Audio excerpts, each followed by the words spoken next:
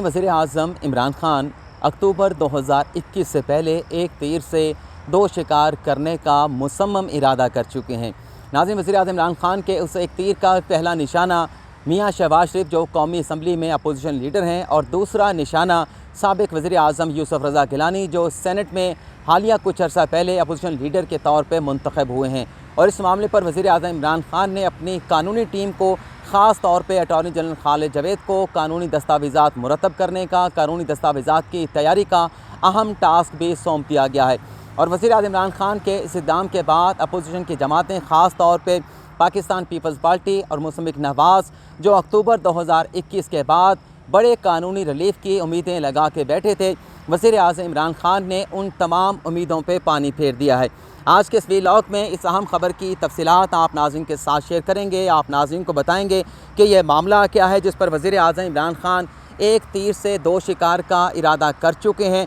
और अपोजिशन अक्टूबर 2021 के बाद किस किस्म की उम्मीदें लगा के बैठे हैं। लेकिन इस खबर की तफसीलात शेयर करने से पहले जो आज सुप्रीम कोर्ट ऑफ पाकिस्तान में चीनी की कीमतों के तयन से मुतल्लिक अहम केस की समाअत हुई है, उस केस की समाअत का मुख्तसर सा अहवाल आप नाज़रीन के साथ शेयर करेंगे। लेकिन सबसे पहले इस केस का पस मंज़र बयान करना इंतहाई ज़रूरी है ताकि आप नाज़रीन को आज की अदालती कार्रवाई समझने में किसी किस्म की दिक्कत या परेशानी का सामना ना करना पड़े। नाज़रीन, गुज़िश्ता माह वफाकी हुकूमत की जानिब से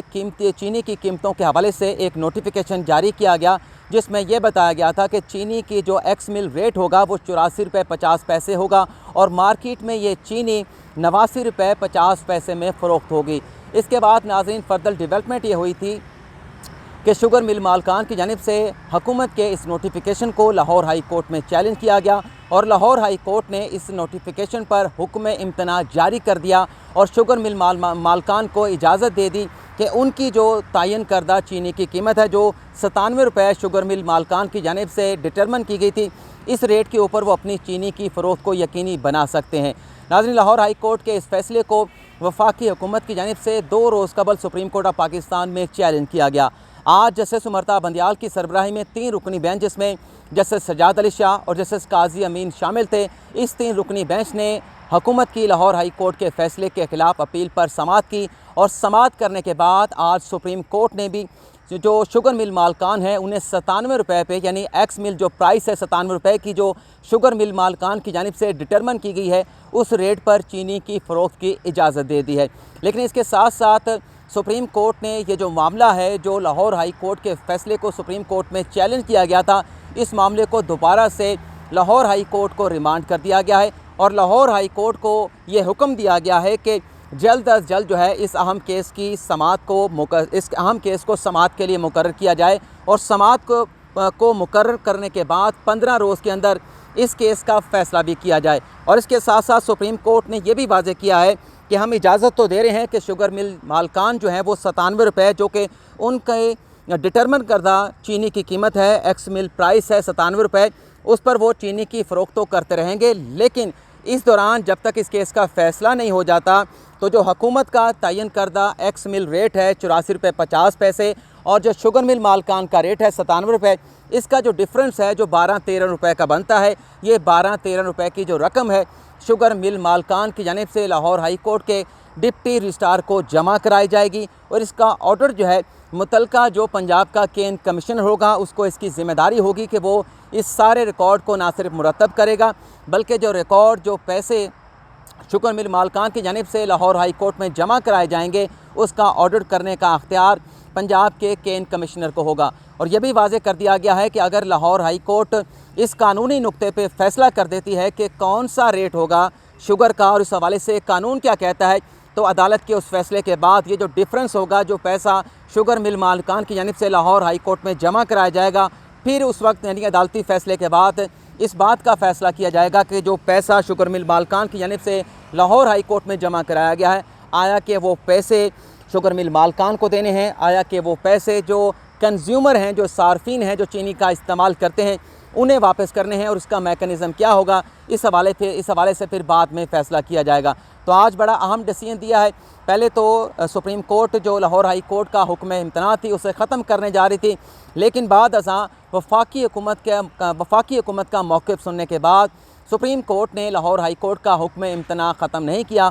और एक दरमियानी रास्ता निकाल दिया गया, क्योंकि वफाकी हुकूमत की जानिब से ऐसे कोई जो एश्योरेंस नहीं दी गई कि अगर जो चीनी की जो शुगर मिले हैं, जो मिल मालकान हैं, अगर वो 84 रुपये पर 84 रुपये 50 पैसे पर चीनी की फ़रोख्त को यकीनी बनाते हैं और बाद अज़ां ये फ़ैसला आ जाता है कि चीनी का जो रेट बनता है 97 रुपये बनता है, तो जो 12-13 रुपये का डिफरेंस है तो वो कौन देगा। इस हवाले से वफाकी हुकूमत के वकील जो हैं वो अदालत को मुतमईन नहीं कर सके। तो ये आज सुप्रीम कोर्ट ने वफाकी हुकूमत की अपील पर फ़ैसला सुनाया है। अब हम बात कर लेते हैं कि वज़ीर आज़म इमरान खान अक्टूबर 2021 से पहले किस तरह से एक तीर से दो शिकार करने का इरादा कर चुके हैं। नाज़रीन, ये मामला है चेयरमैन नैब की अपॉइंटमेंट के हवाले से। आप नाज़रीन को याद है कि अक्टूबर 2017 को उस वक्त के जो वज़ीर आज़म थे शाहिद खाकान अब्बासी और अपोजिशन लीडर खुर्शीद शाह ने मुशावरत करने के बाद मौजूदा chairman NAB justice retired Javed Iqbal को 4 साल के लिए अपॉइंट किया था और मौजूदा जो चेयरमैन नैब हैं उनकी जो मुद्दत मुलाज़मत है वो अक्टूबर 2021 को ख़त्म हो रही है। और नैब का कानून नाज़रीन ये कहता है कि चेयरमैन नैब का अगर ओहदा नहीं है, चेयरमैन नैब अगर रिटायर्ड हो गए हैं और फौरी तौर पे उनके मनसब पर किसी नए चेयरमैन का तकर्रुर नहीं होता, तो इस सूरत में जो नैब का इदारा है वो मुकम्मल तौर पे गैर फ़ाल हो जाएगा। और नैब के इदारे के गैर फ़ाल होने के बाद ना तो कोई नया रेफरेंस जो है वो एहतसाब अदालतों में दायर किया जा सकता है, ना कोई जवाब किसी हाई कोर्ट में जमा कराया जा सकता है और ना ही किसी किस्म का करप्शन के मामलात पर इंक्वायरी का हुक्म दिया जा सकता है, तहकीकात का हुक्म दिया जा सकता है, ना ही कोई रेफरेंस दायर करने का अख्तियार नैब के किसी मुलाजम के पास, इवन के जो प्रोसिक्यूटर जनरल नैब होते हैं, जो चेयरमैन नैब के बाद सबसे बड़ा होता है, वो भी कोई इस किस्म की दरख्वास्तें, इस तरह का रेफरेंस या करप्शन के मामलात के हवाले से कोई बड़ा डिसीजन नहीं ले सकते। तो अपोजिशन की जमातें ये तवक्को लगा के बैठी हैं कि मौजूदा जो सियासी हालात हैं, जिस तरह से अपोजिशन और हुकूमत के दरमियान इख्तलाफ चल रहा है, रिफ्ट चल रही है, एक तरह से ऐसा माहौल बन चुका है कि अगर चेयरमैन नैब का ओहदा खाली हो जाता है तो नज़र नहीं आ रहा कि इस ओहदे को फिल करने के लिए नए चेयरमैन की अपॉइंटमेंट के हवाले से दोनों जमातों के दरमियान, क्यों दोनों फ्रीकैन के दरमियान, क्योंकि नैब के कानून का ये तकाजा भी है कि नए चेयरमैन की तकरीर के लिए वज़ीर आज़म और अपोजिशन लीडर के दरमियान मुशावरत होगी और मुतफ़िक़ा मुशावरत के साथ नए चेयरमैन का तयन किया जाएगा। तो मौजूदा हालात में एक तो ये नज़र नहीं आ रहा कि वज़ीर आज़म इमरान खान शहबाज शरीफ के साथ किसी किस्म की मुशावरत करेंगे, लेकिन अगर ख़त व खिताबत के ज़रिए ऐसी मुशावरत होती भी है तो कोई नतीजा बरामद होता हुआ इसलिए नज़र नहीं आ रहा क्योंकि जब ये सिनेरियो बनेगा, चेयरमैन नैब अपनी मुद्दत मुलाजमत पूरी करके रिटायर्ड हो जाएंगे, तो अपोजिशन की कोशिश ये होगी कि ऐसा चेयरमैन नैब आए जो उनकी मर्ज़ी का हो और अपोजिशन की जानिब से जो नाम फ्लोट किए गए हैं उसी में से किसी शख्स को चेयरमैन नैब के तौर पर मुंतखब किया जाए। और दूसरी जानिब वज़ीर आज़म इमरान खान की ये कोशिश होगी कि नया चेयरमैन किसी ऐसे शख्स को लगाया जाए जो पीटीआई का जो मंशूर है, जो मैनिफेस्टो है कि हमने करप्शन के ख़िलाफ़ जो है वो जो करप्ट अनासर हैं उनके ख़िलाफ़ हमने एक्शन लेना है, इनको जेलों में बंद करना है, इनको अदालतों से सज़ाएँ दिलानी है, तो ऐसा सख्त चेयरमैन नैब मुंतखब किया जाए जो किसी तरह से ये जो करप्ट अनासर हैं उन्हें किसी किस्म की कंसेशन ना दें, उन्हें किसी किस्म की रियायत ना दे सकें। तो इस हालात में नाज़रीन लगता नहीं है कि ये मुशावरत होगी, लेकिन हुकूमती ज़राए से पता चला है कि कुछ अर्सा पहले, चंद हफ्ते पहले वज़ीर आज़म इमरान खान ने अपनी कानूनी टीम का इजलास बुलाया था और इस इजलास में कानूनी टीम की जानिब से वज़ीर आज़म इमरान खान को ये ब्रीफिंग दी गई, ये बताया गया कि ठीक है, नैब के कानून की ये मंशा है कि चेयरमैन नैब की तकर्री के लिए अपोजिशन के साथ मुशावरत करना ज़रूरी है, लेकिन इस कानून में ये सुकम मौजूद है कि अगर जो चेयरमैन जो अपोजिशन लीडर होगा वो अगर ख़ुद नैब का मुल्ज़म है, उसके ख़िलाफ़ अगर 3 से 4 करप्शन के रेफरेंस एहतसाब अदालतों में चल रहे हैं, वो पेशियाँ भुगत रहा है, उसका नाम ECL में है, वो बाहर नहीं जा सकता, वो करप्शन के केसेस का सामना कर रहा है, तो ऐसे मुल्ज़म के साथ चाहे वो अपोजिशन लीडर भी हो, उसके साथ किस तरह से मुशावरत की जा सकती है। वो मुल्ज़म जिसके ख़िलाफ़ करप्शन के केसेस चल रहे हैं, जिस पर करप्शन के एलिगेशन है, वो किस तरह से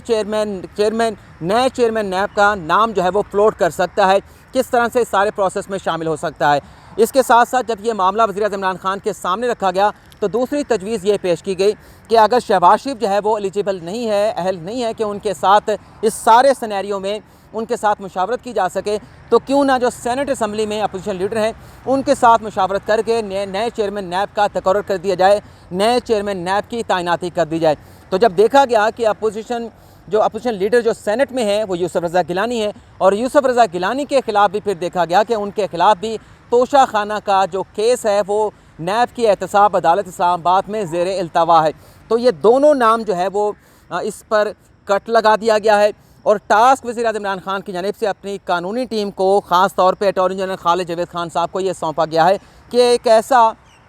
नैब के कानून का नया मसवदा तैयार किया जाए, नैब के कानून में तरमीम की जाए कि इन दोनों लोगों से जो ख़ुद नैब के मुल्ज़म हैं उनसे मुशावरत किए बगैर हुकूमत नए चेयरमैन नैब का तकर्रर कर सके। और उसके साथ साथ ये भी बताया जा रहा है कि हो सकता है कि जो नैब का नया कानून बनाया जाए उसमें चेयरमैन नैब को तौसीह देने की प्रोविज़न को भी शामिल किया जाए, क्योंकि वफाकी दारुल-हुकूमत में ये अफवाहें भी गर्दिश कर रही हैं कि हो सकता है कि मौजूदा जो चेयरमैन नैब हैं उन्हें उनकी मुद्दतें मुलाज़मत में तौसीह दी जाए। और ज़राए ये भी बताते हैं कि मौजूदा चेयरमैन नैब की भी अपनी ये ख्वाहिश है कि उन्हें मज़ीद 4 साल के लिए इस ओहदे पे एक्सटेंशन मिलनी चाहिए। और ज़रा ये बताते हैं कि पिछले 3 माह से भरपूर कोशिशें की जा रही हैं चेयरमैन नैब के ऑफिस से, रोज़ाना की बुनियाद पर अपनी जो कारकर्दगी है वो मीडिया को जारी की जाती है। बताया जाता है कि पिछले 4 साल में मौजूदा चेयरमैन की या नैब की कारकर्दगी क्या रही। लेकिन बहरहाल अब ये कानून बनाने का, नैब के कानून में तरमीम का टास्क सौंप दिया गया है।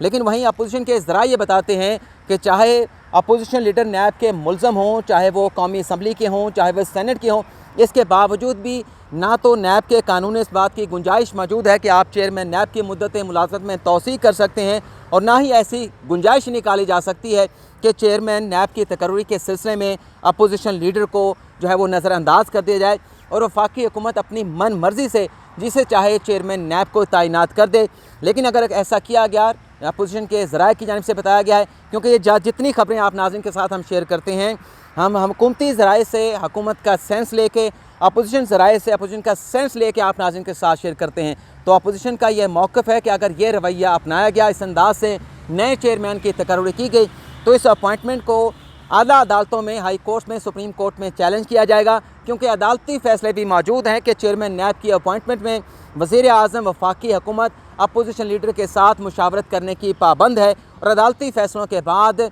जो ये प्रोविज़न है नैब की, चेयरमैन नैब की अपॉइंटमेंट के हवाले से, इसमें किसी किस्म की रद्द-ओ-बदल अदालती इजाज़त के बग़ैर नहीं हो सकती। तो ये नाज़रीन आज की हमारी ख़बरें। उम्मीद करता हूँ कि आप नाज़रीन को आज का ये वीलॉग पसंद आया होगा, और जो नाज़रीन आज हमारे साथ ज्वाइन किया है, जिन्होंने, उनसे रिक्वेस्ट होगी कि हमारे इस चैनल को सब्सक्राइब कर लें, बेल आइकॉन का बटन प्रेस कर दें, ताकि आपको हमारी हर आने वाली वीडियो का नोटिफिकेशन जो है वो बर वक्त मिल सके।